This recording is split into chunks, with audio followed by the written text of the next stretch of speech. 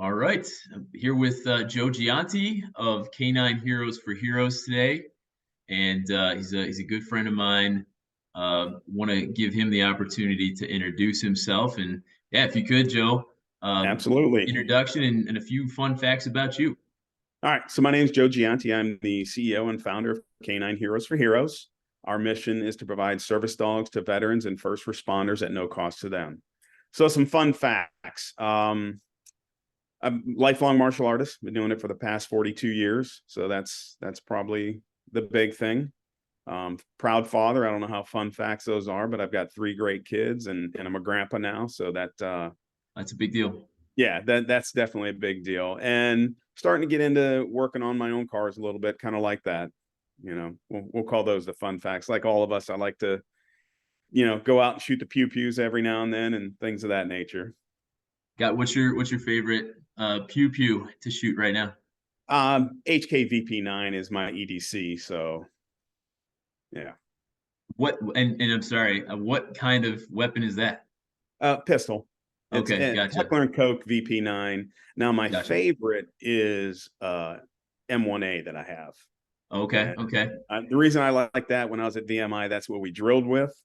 got My it. rifle number was 321192, in case you were curious. Okay, So okay. some things, you're a Navy man, there's things you don't ever forget. And my That's time at right. VMI, that's something I remember. That's gonna stay with you forever for Yeah. sure. And yeah, so I'm a pistol guy. I have a Sig, I think a Sig P320. It's I was so looking at the P365. That's a nice one. Or is it the 320? I can't remember. One of the two. My nephew and my brother have them. They're great guns. gotcha. Okay. Yeah, it's yeah, eventually maybe a rifle, maybe a shotgun, especially for indoor type defense is what would be the main purpose for Yeah. something To like that welcome for me. somebody to your home. Exactly. Exactly. The warmest welcome. Yeah. Exactly. And so that's all good things there. And I know your son Nikolai as Yeah. well. He's a friend of mine. Tough guy, Yeah. kind of in a way followed in his father's footsteps. And he beat me up a little bit in the gym a few times as a trainer. Yeah. He's still doing that, still Yeah. training. The youngest boy actually has his black belt under me, Oh, and okay. he has a purple belt in jujitsu as well. Wow. Okay. Yeah. Yeah, Tough. so That is a tough family. You do not want to mess with the Gianti family. don't mess with their sister. No, okay. Okay. And you don't want to mess. Yeah, you definitely want to mess with her. Yeah. And tell me about Loki. Tell me about your So pup. so Loki is a Czech line German Shepherd. And one of the Okay. things about the Czech line German Shepherds is they're a little longer and leaner. Oftentimes he gets mistaken for a Malinois, which he's not. I've had Loki since he was 7 weeks old. Okay. Got him from the Deal Training Center. And a lot of people that follow dogs know who Mike Deal is. Mike Deal is a retired Indianapolis police officer, and he's been training dogs. He's a champion competitor as well, and he just breeds some phenomenal dogs. Loki's mother was actually imported from the Czech Republic pregnant. Wow. So, Okay. yeah, from day one, it's always been that he's going to be the face of Canine Heroes for Heroes. People want to look at him, not this. I don't blame them. So he I does understand. some things, and we'll get into this more, I'm sure, as we get into the conversation. He Sure. does some things that a normal service dog wouldn't do, but that's because he needs to draw attention to who we are. When we're out in public, not just out at the grocery store or something like that, but if we're at an event, I'll do some tricks with him, some of the crazy healing and things like that, just to show him off. But the main focus is to draw attention to Canine Heroes for Heroes and ask me about Loki, about what he's for, and what we're trying to do. Well, that's a perfect segue actually. And so, uh, Yeah. Canine Heroes for Heroes. What exactly is Canine Heroes for Heroes, and what made you decide to start it? So we'll go with that. What made me decide to start it? So as I said, I Yeah. spent time at VMI, but I did not go in the service, and that's probably one of the biggest regrets I have in life is not going in. I grew up with my martial arts instructor was a police officer. My dad was in the army. My uncles were all World War II veterans. So at my age, it's too late to go in to serve. I can't be a first responder or anything like that as well. So this is Yeah. how I'm going to pay back. I have such an utmost love and respect for anybody that's chosen to put on the uniform, whether that's the uniform of the military or a first responder uniform. I have such respect for what they do that there's not enough we can do for them and for guys like you. And first and foremost, Nick, thank you for your service. I neglected to say that at the beginning. Thanks, Joe. And Joe, real Yeah. quick, just to chime in on that. Obviously, you found a way. You found a way to serve. You found a way to give back. So thank you for the service Yes. that you're doing. And yeah, go ahead. I'm sorry. Yeah, you're more than welcome. I mean, again, just the absolute love and respect, and I don't feel that they're getting everything they deserve. You hear the Right. 22 a day, and we all know it's actually more than that. But you hear the 22 a day, and it breaks my heart. These guys and gals have done so much for this country, and to come back and not get everything. I mean, I often tell veterans, "Oh, I don't want to feel like I'm capitalizing on my service." No, I don't want to hear that. You earned it. You're not capitalizing on anything. You earned it. You didn't get paid well and you put your life on the line. Whether that was front line or in the rear, you need them all. You That's know, right. guys in the back, and you can probably attest this better than I can. Guys in the back are supporting the guys in the front. And without each other, it's not going to work. So I started this with the intention of knowing what these dogs can do. We partner with a company called American Canine Dynamics that is not far from me. They do all our training. I still have a full-time day job. Travis Lloyd, who is the head trainer out there, he's a master trainer. He trains all our service dogs with his staff. Okay. So he has a 7-acre facility completely fenced in. The training facility is climate controlled, heat, air conditioned, the whole 9 yards. The dogs are just taken care of so well. Yeah. And you and I talked a little bit about what kind of dog. You know, people see Loki, and I get asked often, does it need to be a German Shepherd? No. You don't, we tailor the dog to the individual. You can't Okay. put a high drive with a low drive person, or a low drive dog with a high drive person, because it's just Right. not going to be a good match. And dogs do get returned for whatever reason. It may not be a good fit. You don't want to stress the veteran or the first responder out by having that dog. Like Right. Loki is a super high drive dog. People that follow us on social media, they've seen him on the treadmill. I taught Loki to run on the treadmill because he doesn't care what the weather is outside. Yeah. If it, I do, it's 0 degrees out, I don't want to go outside. He does.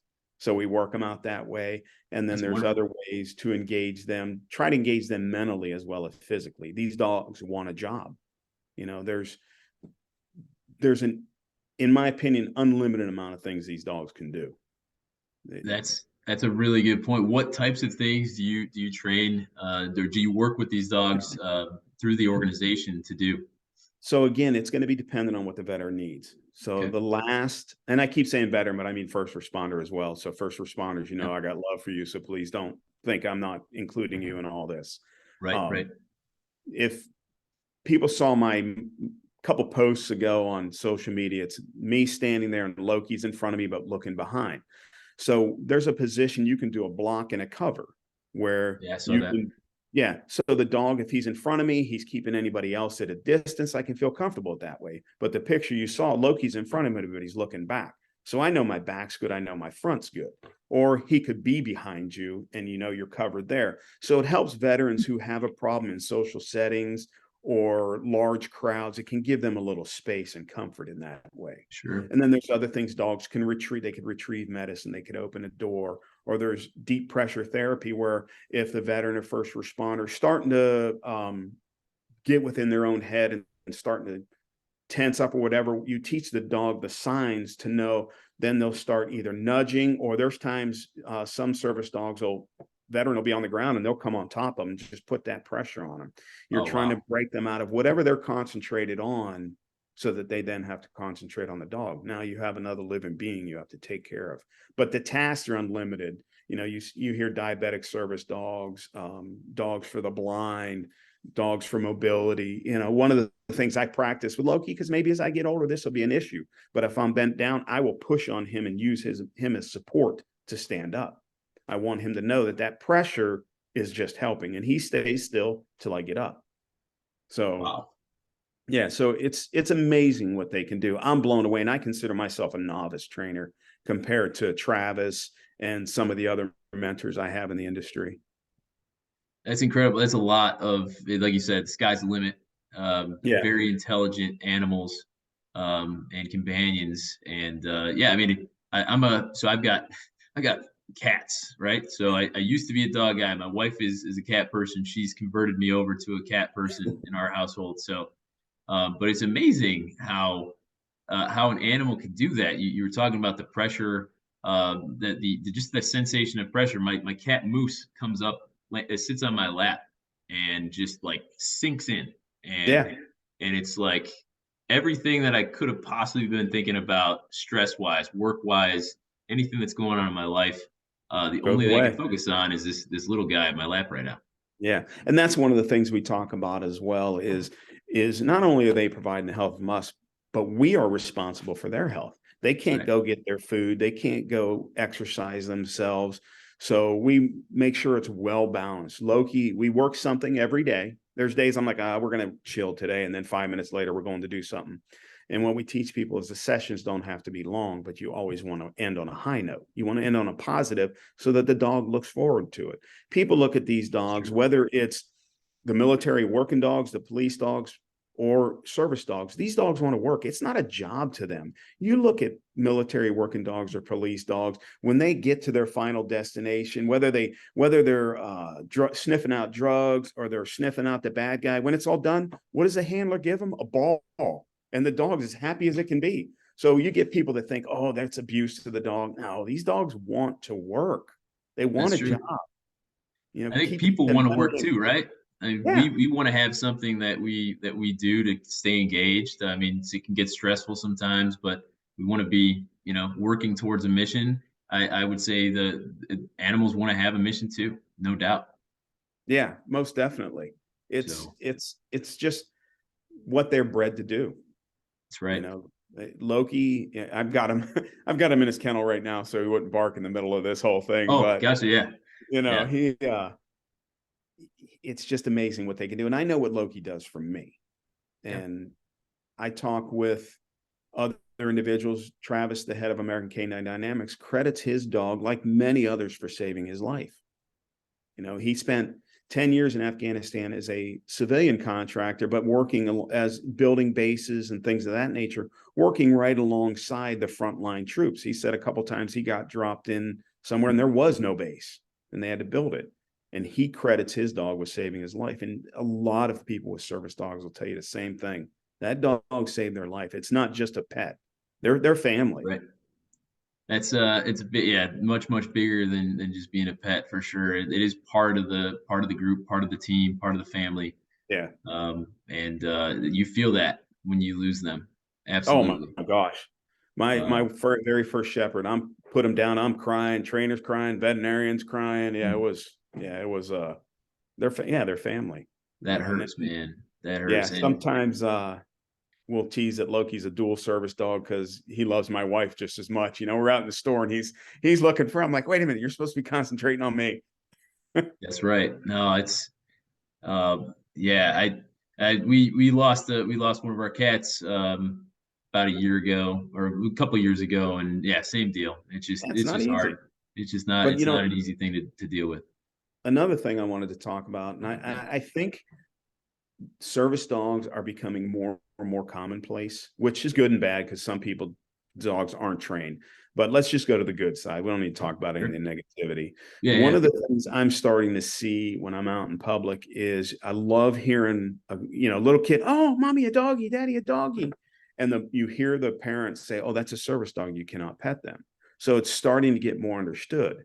And people sometimes don't understand why you can't pet them. If the dog is looking to anybody other than the handler for affection, it's not doing his job. If I Right. let anybody pet Loki when I'm out and about, then he's going to look for that outside of concentrating on me. So, what we have worked on, when the vest goes on, you're a service dog. When the vest comes off, you're just a pet. So, we will be out at events. And when the event's over and the organizers are there, we're all still there. I will take the vest off and let him pet him. And he knows when the vest is on, nobody's supposed to pet me. When it's off, I can be petted. So And that's important. It's obviously important to have permission, obviously yeah, from the owner, and to make sure that it's okay yeah, to approach the dog. So That's great that you're working on that. Dogs are going to protect their owner. They're going to protect their home. Yeah. For a brief period of time, I was a mail carrier, Don't you? delivering mail, and I would come up to a door, and the homeowner would be like, "Oh, don't worry, my dog. My dog is the friendliest dog in the world." Yeah. Well, they don't like people dressed up like post office employees for some reason, because Well, they you, they will protect their home if you haven't been properly invited. you know what I think it is? Because I always wondered that. I think it's because it's a strange person that comes on your property but never comes in. That's why I That could think be they'll, and of course, then they'll eventually tie it into the uniform. That's just my own opinion. I think it's just, hey, 100%. somebody's coming up, they do something in my front porch, and then they leave, but they never come in.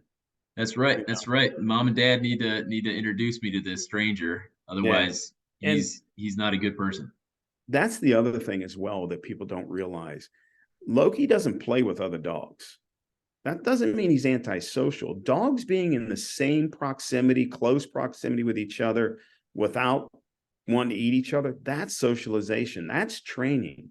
Dogs don't have to be in a pack. There's nothing wrong with it. You know, if you want your dog to play and do all that, I'll never take him to a dog park. I think that's Yeah, just an accident waiting to happen.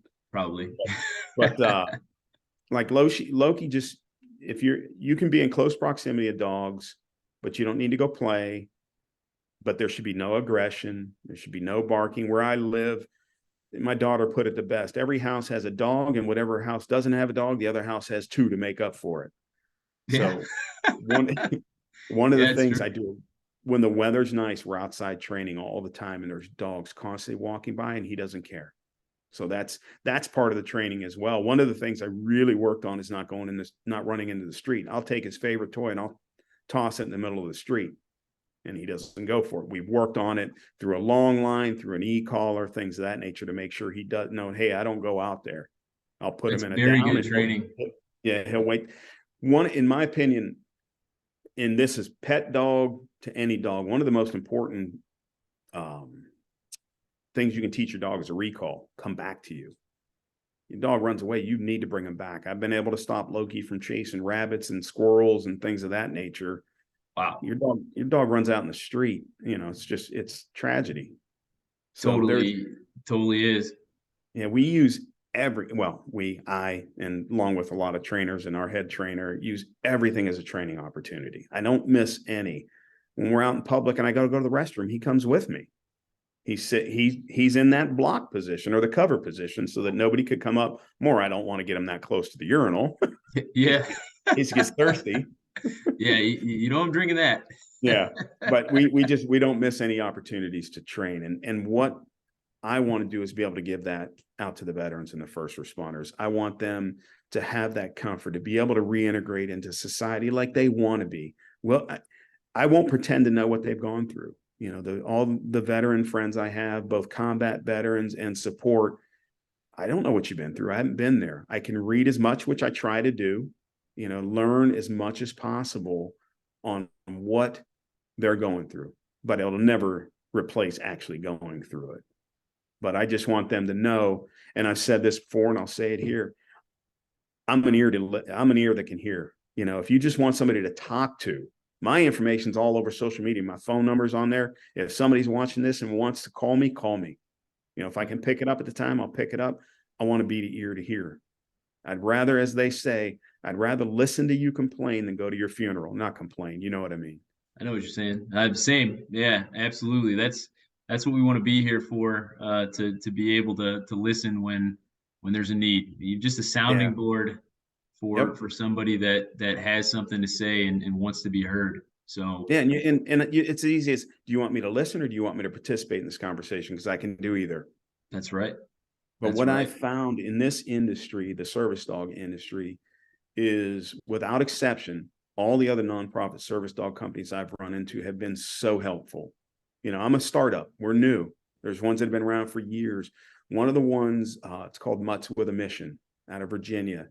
They said, hey, here's our application. Fill it out or change it, make it yours. Anytime I got a Awesome. question, I give them a call. Forgotten Coast Canines out of Florida, same thing. Hey, I got a question. What, here, Joe, here's this, here's that. They're like, why should you start over? I just had a phone conversation with it's called Buddies Buddies. A guy I met a little while ago, not far from me, started a service dog company as well. And we're going to collaborate. He's the one that actually donated the M9, the Beretta M9. Actually, American Canine Dynamics is donating the Smith and Wesson That's awesome. And we're about AR. to get into that. That's definitely Yeah. something that we're about to touch on here. The I You want to guess go through? yeah, I wanted to know a little bit more about like what is the process for somebody that could potentially have a need to be able So to yeah. acquire a trained dog like this. So what we have is an application. It's probably close to 30 pages long. And Okay. it's a very in-depth application that the veteran or first responder has to fill out, send back so that we can see if it's if it's legit, because unfortunately we all know there's there's a lot of stolen valor out there. So Unfortunately, we yeah. want to make sure it's legit. We go through the process. We make sure they truly do need a service dog, because obviously you can only train so many at one time, plus the funding, in which we'll get into shortly. So once we go through that application process, then we'll try to deem what dog, what do we think is the best dog? Because people are like, I want this dog, I want that dog. Now we're going to recommend what we think the best dog is for you. Now there have been some people that already had a dog, and we'll evaluate it. Hey, can my dog be a service dog? The answer sometimes is no, and that's not all dogs are cut out for that. So, you're going to gear it towards that. There's people that do rescue dogs as service dogs. Our organization doesn't. We try to get a puppy and bring it all the way up, but I'm glad there's those organizations out there doing that as well, Yeah, because that's there's huge. plenty of dogs out there. That's So and they're once we all they're do, all very smart animals. So that's yeah, there's a potential with every yeah. single one of them that they could be able to do it. Yeah. So once we do that, then the dog goes in basically for his foundation training. They'll spend 3-4 months or more at American Canine Dynamics, just getting that foundational. If we have a veteran picked at the time or a first responder, they'll start going out periodically to train them. The hardest part about training a dog is training the handler, because if you're not consistent, if you're not um, fair, you don't want to punish a dog for something you never taught it how to do. That's right. We all get frustrated. I get frustrated. It's human nature, but that's the blessing of dogs. They have a short memory. They're going to Yeah. forgive you and be there for you, even if you were a jerk. Try not to be. Am I perfect? Absolutely not. Is Loki perfect? Absolutely not. But I can't get mad at him for not doing something I never properly showed him how to do. So that training process goes for months. It could go up to a year depending on what you need. And then what the dog is trained to do is specific to what the veteran or first responder needs. So there's no cookie cutter. There's no cookie cutter dog. I think we already said this. You can't put a high drive dog with a low drive person, and vice versa. That's right. Loki is high drive. Malinois are high drive. Everybody sees, military's got Malinois. I want a Malinois. No, you probably don't want a Malinois. They don't call them Maligators for nothing. That's a high drive dog. And again, so is Loki. The blessing with training Loki is he's got high prey drive and high food drive. So I can train with either or.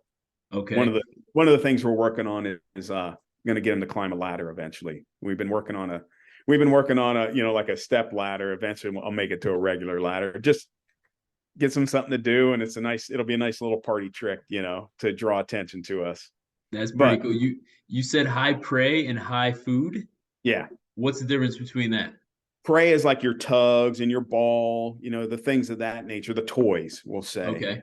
So that's kind of your prey drive. Like you would think a dog has prey going after a squirrel, things of that nature. So Yeah. that Okay. drive right there. So I have both. I don't take when we're out in public, I usually have a little treat pouch with me. If I kind of need to distract him, I don't bring any of the toys out, because then he gets too excited.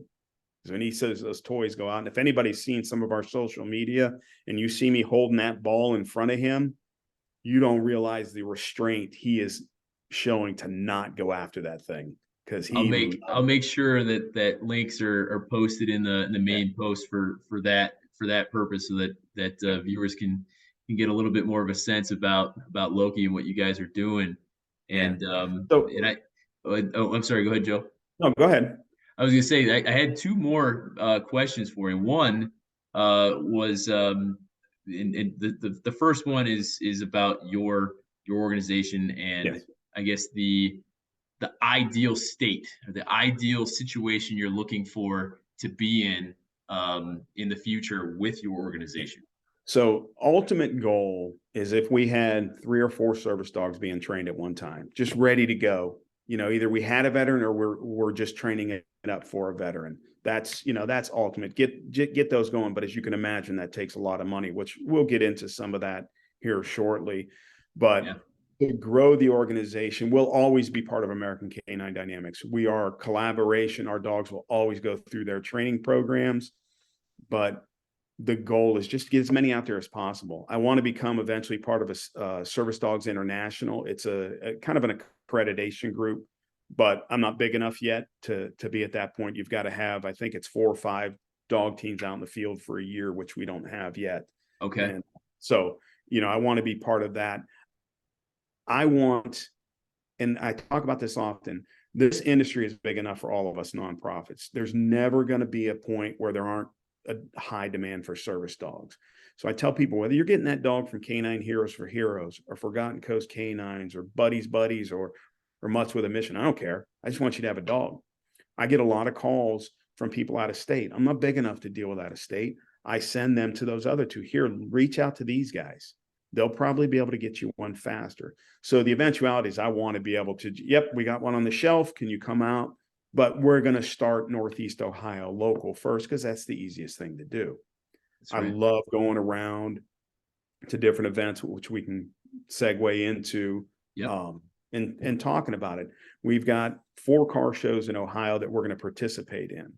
The biggest one is August 20th. It's called Wheels for Canine Heroes. It'll be the second year we will be the charity of choice for that car show. It's a company called Wheelcraft. Up here, they make custom rims. Tim Lally Chevrolet Yeah. and Mission Barbecue is actually going to be involved this year. So Love some the Mission proceeds go barbecue. to yeah. The proceeds go to us. So that's huge. I'm very excited. There's another car show that we're going to participate in this year that next year have asked us to be the charity of choice. I'm not going to name that one in case they haven't, the Sure. current charity. I don't want to do anything there. But so we'll have 2 car shows next Coming year. soon.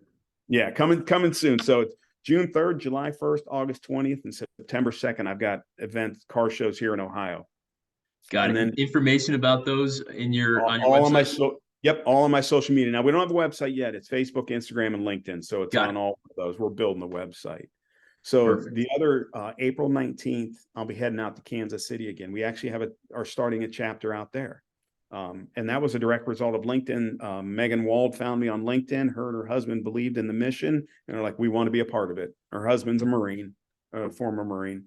So I'm going to go out there to Veteran Engagement Day. It is at the Veterans Community Project. To briefly touch upon them, it's a phenomenal organization that is working with veterans. They have tiny homes for them to live in. They have doctors, veterinarians, and dentists that come on their site, volunteer their time for the veterans, trying to get them off the street, trying to get them reintegrated back into society, as well as teaching them skills. So absolutely phenomenal organization. We're going to do, we're going to have our table there, talk about who we are and get a little exposure as well.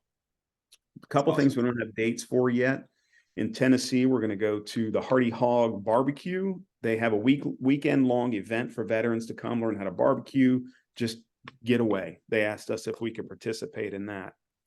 And then a good friend of mine, he's a retired Force Recon Marine. He has a shooting range in Lexington, Virginia, and we're gonna organize a fundraiser shoot for us as well. So that'll be exciting. The big one, and you and I talked before we got on, I'm gonna be a little vague about till we launch it. Yep. We've been blessed and honored to be working with a 75th Ranger Regiment dog handler who is going to let us use his dog's name that was killed in Afghanistan as a fundraiser. So I'm absolutely blown away when people hear the story of this dog and the handler. It's just absolutely amazing. And we're so blessed that people like this live and have chosen to do what they do. So the ultimate goal is $25,000. And the reason I say that, training a service dog can go anywhere from 15 to 25,000 or more, depending on what they're doing. So it's very expensive for these dogs because we're going to do it right. We're not going to put anything out there that we're not willing to put our name behind or that's going to be a detriment to the veteran or first responder. Right. So this fundraiser will probably kick off in March, and it'll go till we hit our goal. Every $5,000, we've got some pretty cool prizes. I told Nick what they're going to be. I'm not going to let them on. I'm not going to let on yet what they all are. They're pretty good. But, yeah, but I think people like them. I'm just mad I can't win any of them. Yeah, well, you're doing it for the right reason though, and yeah, I think definitely stay tuned. Anybody that's interested in being able to contribute to this wonderful cause, because there's some fun prizes to be won, especially with that particular event. Yeah, and our books are open. Anybody wants to know how much I got in the bank for the business? I'll tell you. This is not about Joe making money. It's Right. about getting dogs out there and taking care of our veterans and first responders. I've said it before, and I'll continue to say it. They deserve everything we have to give them. You guys have done so much, sacrificed so much, away for holidays, away for family functions, away for birth of children, Yeah. things of that nature. We can't repay that. And you and I talked before. I'm too old to serve. I can't serve. I can't be a first responder. I have too much gray in the beard. So this is how I'm going to give back. This is why I started it. That love and admiration for all of you is why I'm doing this. It's a wonderful way to serve, Joe, and I definitely appreciate that. I know the people who watch this will be interested and will appreciate that as well. Is there anything else that that we didn't cover that you want to make sure you're able to share? I think we've covered quite a bit. The only thing I would ask you, hey, you know what? Follow us on social media. We're Canine Heroes for Heroes on LinkedIn, Facebook, and Instagram. You and I talked LinkedIn. I get a lot of traction on LinkedIn over the other ones. If you can't afford to donate, share our posts, like our posts, comment on our posts. Not everybody's got the money. I understand that, especially now. Times are tough. I understand that. But helping share our message really helps a lot. So, getting that out there is huge. Call me. Got questions? There's multiple ways to donate. Obviously cash. We all take cash. Checks. Yep. You can do Venmo, PayPal, Cash App, things of that nature. Once the website's up and running, we'll have the donate button. But actually, you can donate through Facebook. And the nice thing about that, and I never thought I'd say a whole lot of nice things about Facebook, is they don't take a cut. So whatever you do, no, I didn't. Yeah, I didn't realize it either. Like Venmo and PayPal and Cash App, they take a cut. The other thing I neglected to mention is, you can also have your eBay store, a portion of a product go to us. We have one individual right now. He has 5 items on his eBay store, and I'm kicking myself for not writing the name down of the eBay store. He makes custom Glock parts. And he found me and said, hey, I'd like to be able to help. He's already, through his site, has already donated well over $1,000 just by people buying products off his page. So there's multiple ways you can do that. And we're working on some more as well. Amazon Smile is going away. I'm not sure if you're familiar with that. If not, no need to talk about it. It's going away. Okay. Yeah. It's amazing how the world of being able to give to good causes is just and hopefully continuing to get easier and easier for people to be able to contribute, to do things like that. As you say that, giving to good causes, it doesn't have to be us. And I tell people that all the time. Yeah, would I like all your money? Absolutely. But find something. Yeah, That absolutely. you believe in, whether it's your local animal shelter, whether it's we haven't even talked about Sub-Zero Mission, who you talked to, right. Al. That's a local organization here in Ohio that helps the homeless. They concentrate on homeless veterans, but they'll help any homeless. We're going to be working with them. It's just find what that is. Find your passion. Everybody's got something. That's right. You just may not have tapped into it yet. I tell people I may have found this one a little later in life, but I found it. And I'm going to, it's something I can do till they put me in the grave. And that's a great point. So this is my passion, to be able to talk to people like you, to be able to share this kind of information, because it's just, there's just so many good stories to tell right now. And there's so many good organizations out there. You and I spoke a little bit as well. For people that don't know, they're big on LinkedIn, Vets to Industry. That is a huge organization that helps transitioning veterans, veteran spouses. I go on their calls all the time as a veteran support organization. I say these because I want veterans to know what's out there for them, because you guys don't know what's out there. That's right. It's so hard there's so many resources, but it's so hard to when you're in a bad headspace. Yeah. It's so hard to even think about where to go for the support that you need. Yeah. And one of the things I won't hide, and I'll put it on here and people that see my post know as well, this is all through the blessing of God. If somebody doesn't like that and you don't want to donate to me because of that, so be it. I will not hide that.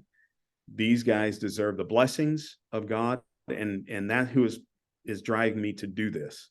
So, follow me. I hope you do. I hope you get some inspiration from what we're doing, and it causes you to find your passion. And Nick, I appreciate you having me on. You Certainly. and I have known each other for quite a few years now, and I'm glad we were able to definitely reconnect in this way. And I know it won't be the last time. That's right, man. And thank you so much for your time as well, Joe. I know you've been pretty busy with the organization, so yeah, man. I hope you have a great week. I'm gonna stay on here for a few more minutes after we stop recording, but I hope Copy that.